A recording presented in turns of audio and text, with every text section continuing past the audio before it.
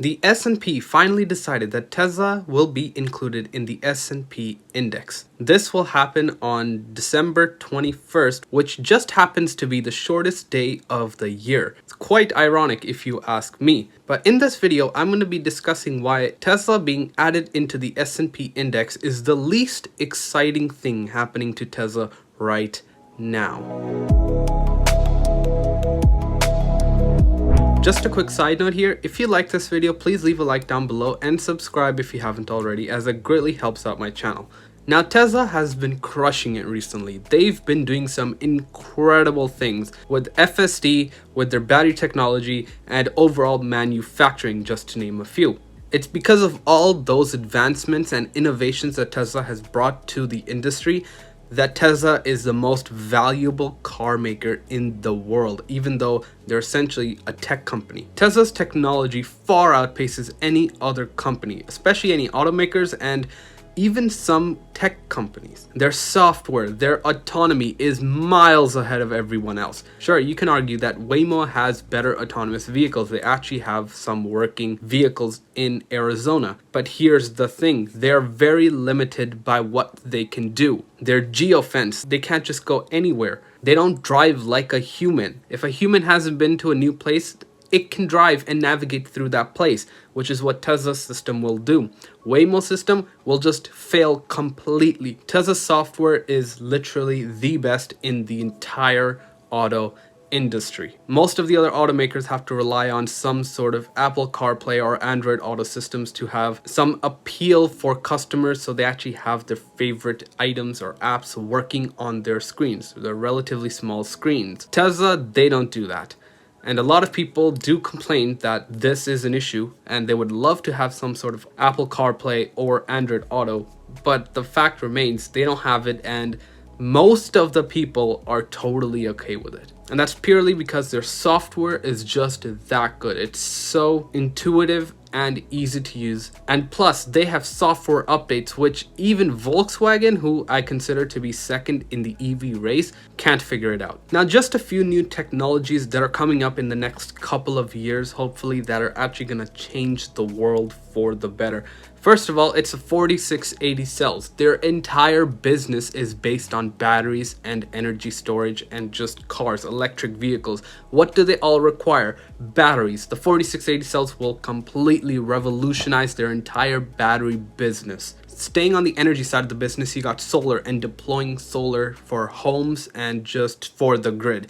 Grid solar and energy storage alone will outpace the automotive part of their business. There's also going to be Model Ys made in China, and they're already doing prototype testing right now. Then they're going to be Model Ys made in Berlin and Gigafactory Texas, which are going to have the new format, the 4680 cells with a structural battery pack, which is an entirely new revolution in automotive manufacturing. And obviously the bulletproof Cybertruck is hopefully coming next year through Giga Texas, and it's going to be an incredible vehicle. Everyone is going to want one, especially considering it looks nothing like a regular truck.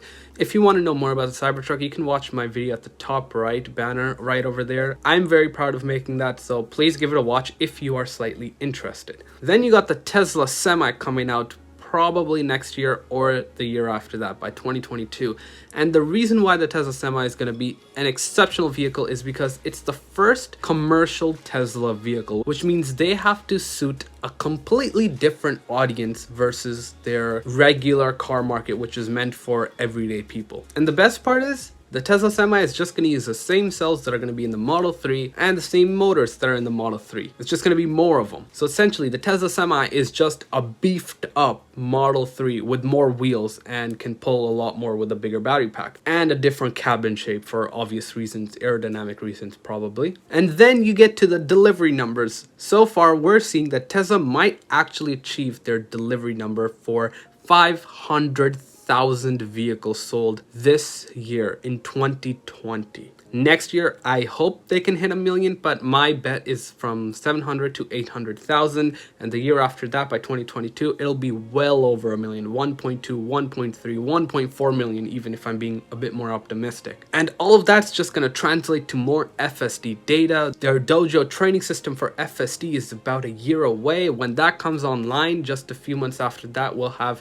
some incredible level 5 sort of autonomy, at least level 4, where you don't need human intervention for the most part, except for very extreme cases and regulatory reasons, obviously. All of this is just going to accelerate Tesla's lead in their business, or whatever their business really is, whether it's batteries, automotive, energy, autonomy.